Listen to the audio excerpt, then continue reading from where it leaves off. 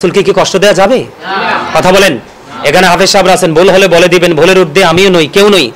আল্লাহ রাব্বুল আলামিন বলেছেন, এই ইয়া আইয়ুহাল্লাযীনা আমানু লা তারফাউ আসওয়াতাকুম ফাওকা সাওতিন নবী। আল্লাহ রাব্বুল আলামিন ঈমানদারদেরকে ডাক দিয়েছেন। আমার দিকে তাকান সবাই। আল্লাহ কিন্তু কোনো মুনাফিক, বেঈমান, কাফির, মুশরিককে ডাক দেয়নি। আর ঈমানদার কারা? যারা নবীর সাচ্চা প্রেমিক, নবীর যারা আশিক, তারাই হলো সাচ্চা ঈমানদার। আল্লাহ রাব্বুল আলামিন ঈমানদারদেরকে ডাক দিয়ে বলেছেন কি? তোমরা একজন আরেকজনের সাথে যেইভাবে সম্বোধন করে কথা বলো, তোমরা রাসূলের সাথে সেইভাবে কথা বলিও না। রাসূলের কণ্ঠস্বরের উপর তোমার কণ্ঠস্বরকে উঁচু করিও না। আপনারা বলেন, শায়েকের কণ্ঠস্বর কি উঁচু হয়েছে না? আমার কথা বলে না কেন? বলো না। শায়েকের কণ্ঠস্বর কি রাসূলের কণ্ঠস্বরের উপরে চলে গেছে কিনা? এবং শায়েকের যে শিশু শায়েকগুলো আছে, শিশু শায়েকগুলো যে ওনাকে বৈধ করার জন্য চেষ্টা করতেছে, তাদের কণ্ঠটা রাসূলের কণ্ঠস্বরের উপরে গেছে কিনা? আল্লাহ ঈমানদারদেরকে সাবধান করেছে, কোনো বেঈমান, কাফের, মুনাফিকরে নয়। এই যে আল্লাহ বলেছেন রাসূলের কণ্ঠস্বরের উপর কণ্ঠস্বর তোমরা কি করো না? উঁচু করো না। আজকে রাসূল বলতেছে, আমি তখন থেকে নবী, যখন আদমের অস্তিত্ব ছিল না। তিরমিজি শরীফের মধ্যে এসেছে, তাফসীরে রুহুল বয়ানের মধ্যে এসেছে, অন্যান্য হাদিস, মিশকাত শরীফের মধ্যে আসছে হাদিস, অনেকগুলো হাদিস আমি দেখেছি, আল্লাহ আমাকে দেখিয়েছেন। এখন আল্লাহ বলতেছে কণ্ঠস্বরের উপর কণ্ঠস্বর উঁচু করিও না। কিভাবে কণ্ঠস্বরটা উঁচু হলো? তিনি কিভাবে ঈমান নষ্ট হয়ে গেল? উনি কিভাবে তার ভক্তদের ঈমানকে চুরি করে নিয়ে যাচ্ছে? আপনারা রাসূল বলতেছে আমি তখন থেকে নবী, তথাকথিত শায়েক বলতেছে তিনি তখন থেকে নবী না। শেষ নেই। মনের অজান্তে কি হয়ে যাবে? তোমার আমল বিনষ্ট, তোমার নামাজ, রোজা, হজ, যাকাতে, মানবিক কাজে কোনো ফায়দা হবে না। তুমি সাধারণ মানুষকে মানবিক বলে তুমি যেইভাবে মানুষকে কি করছো, বোকা বানাচ্ছ ভাই, কিন্তু আসলে কিন্তু আল্লাহ রাসূলের কাছে সেটা মানবিক হিসাবে বিবেচিত নয়। বরং আমরা যে কোরআন হাদিস অবজারভেশন করেছি, আমরা অ্যানালাইসিস করেছি, সেখান থেকে বোঝা যায় তোমার এই কর্মগুলো কোরআন হাদিসের এগেইনস্ট, তার মানে আল্লাহ রাসূলের বিপরীত দিকে চলে যায়। শুধু এখানেই কিন্তু আল্লাহ ক্ষান্ত নয়। আল্লাহ আরো বলেছেন, ইন্নাল্লাযীনা ইউযুনাল্লাহ ওয়া রাসূলাহু লানাহুমুল্লাহু ফিদ দুনিয়া ওয়াল আখিরাতি ওয়া আ'আদ্দা লাহুম আযাবাম মুহিনা। আল্লাহ বলছে না? আল্লাহ রাব্বুল আলামিন কি বলেছেন? আল্লাহ এবং আল্লাহ রাসূলকে যারা কষ্ট দেয়, আল্লাহ রাব্বুল আলামিন তাদেরকে দুনিয়া এবং আখিরাতে কি করেছেন? লানত দিয়েছেন, অভিশাপ দিয়েছেন। অভিশপ্ত বলে আল্লাহ রাব্বুল আলামিন ঘোষণা দিয়েছেন এবং বলেছেন ওয়া আ'আদ্দা লাহুম আযাবাম মুহিনা, তাদের জন্য ভয়ঙ্কর শাস্তির ব্যবস্থা আছে। এখন রাসূল বলতেছে আমি তখন থেকে নবী, শায়েক বলতেছে তখন থেকে নবী নয়। কোরআন হাদিস দ্বারা প্রমাণিত হওয়ার পরেও, এবং এটাকে বৈধ করার জন্য, অবৈধ বক্তব্যটাকে বৈধ করার জন্য, ঈমান হারানোর মতো বক্তব্যটাকে আপনার বৈধ করার জন্য কিন্তু তিনি শিশু শায়েকদেরকে মাঠে নামিয়ে বৈধ করার চেষ্টা করতেছে। কিন্তু কোরআন হাদিসের কোরআন তো স্বীকার করার সুযোগ নেই। হাদিস কেনা মৌজু কতক্ষণ, জাল কতক্ষণ, এই কতক্ষণ, এই চংবং, ঠিক না? আল্লাহ বলতেছে রাসূল কি কষ্ট পায় নাই? কথা কয় না। রাসূল কষ্ট অবশ্যই পেয়েছে। রাসূল কষ্ট পাইলে কি আল্লাহ খুশি হয়?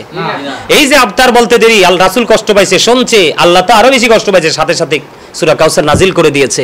এগুলো আমাদেরকে বুঝতে হবে। কথা কি বুঝে আসছে?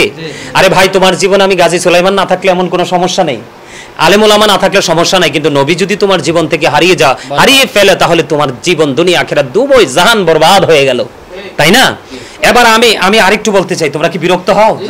এখন এই সমস্ত শায়েকগুলো সম্পর্কে আল্লাহ রাসূল কি বলেছে? তারা কিন্তু ওই আব্দুল ওহাব নজদের দোসর। আব্দুল ওহাব নজ কোথায় আছে? এটা সৌদিতে আছে। কোথায় আছে? এখান থেকে কিন্তু গোটা পৃথিবীতে ছড়িয়ে ছিটিয়ে পড়েছে। এটা আমার কথা না তো। हम लोग आशिक रसूल ईद मिलादुन नबी करते रहेंगे उम्र भर, आई नज़दी वहाबी जलते रहो, जलना तुम्हारा काम है। কথা কয় না কেন? নাইলে তারা যদি জ্বলা না হয়। আমরা নবীর পক্ষে কথা বলছি, বেদাতি বলার কারণ কি? আল্লাহর ওলিদের মাজার জিয়ারতের কি দলিল নাই? অবশ্যই আছে। এই জীবনে তারা যতজন বলেছে বাজার ভাঙ্গো, মাজার ভাঙ্গো, মাজার ভাঙ্গো, মাজার কিন্তু জায়গাটা জায়গায় রয়েছে, তাদের পায়ের সাথে নাই। কথা কয় না কেন? পা হারাইয়া অনেক শায়েকরা গেছে না কবরে? যারা নবী বিদ্বেষী, নবীর আহলে বাইত বিদ্বেষী, সাহাবায়ে কেরাম বিদ্বেষী, আল্লাহর ওলি বিদ্বেষী, তাদের কিন্তু শেষ বেলাটা ভালো যায় না। আপনারা একটু মুরব্বী বিবেচনাক্ষম ব্যক্তি আছেন, অনলাইন মিডিয়াতে এখনো আছে, আপনারা একটু তাদের ব্যাকগ্রাউন্ড একটু দেখে আসেন যে তারা শেষ বেলাটা কেমন ছিল। যে কইছে পা তুলছে তার পা শেষ, যে মুখ তুলছে তার মুখ শেষ।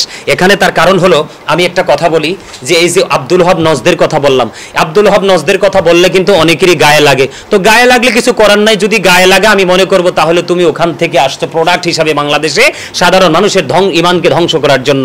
এখানে চমৎকার একটা হাদিস শরীফ আমি তোমাদেরকে শোনাই। হাদিসটি এসেছে বুখারী শরীফের মধ্যে। হযরত ইবনে ওমর রাদিয়াল্লাহু তাআলা আনহু থেকে হাদিসখানা বর্ণিত। তিনি বলেছেন রাসূল সাল্লাল্লাহু আলাইহি সাল্লাম একদিন দোয়া করতেছে, ফলো মি।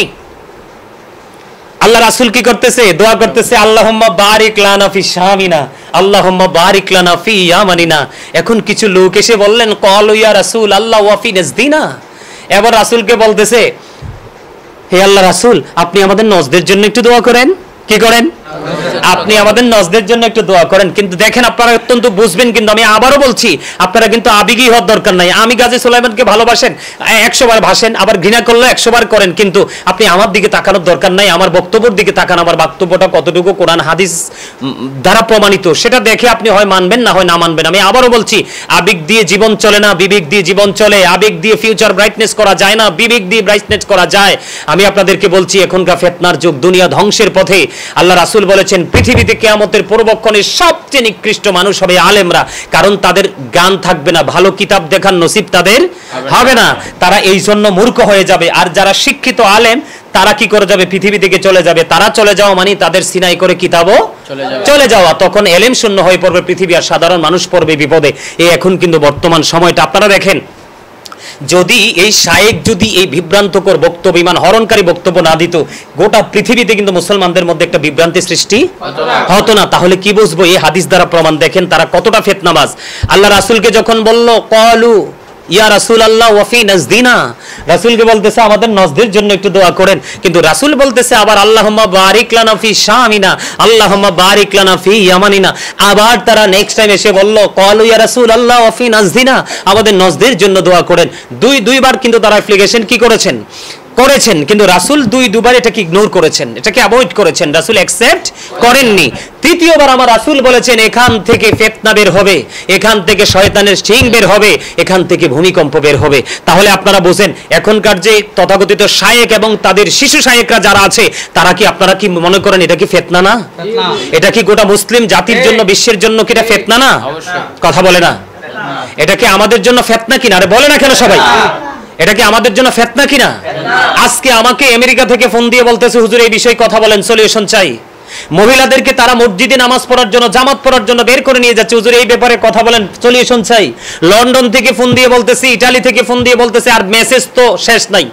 বিভিন্ন জায়গা থেকে মানুষ বলতেছে। আজকে বাংলাদেশের বিভিন্ন জায়গা থেকে কয়েকটা ব্যাংকের অফিসারের সাথে কথা হলো এই বিষয়গুলো নিয়ে, শুধু এই বিষয়গুলো নিয়ে কথা। আজকে আপনাদের সরল মনা মানুষ যারা, আপনাদেরকে আমি বলতে চাই, আসলে কি এগুলো কি ফিতনা না?